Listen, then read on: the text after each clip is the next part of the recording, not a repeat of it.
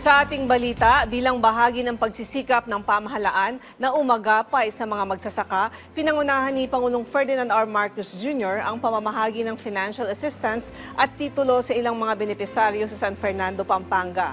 Mismo ang Pangulo ang nag-abot ng nasa 520 land patents and titles sa mga benepisaryo sa ilalim ng Handog Titulo Program ng Department of Environment and Natural Resources. Dahil dito, formal nang mapapasa kanila ang residential at agricultural areas na matagal na nilang inuupahan o sinasaka.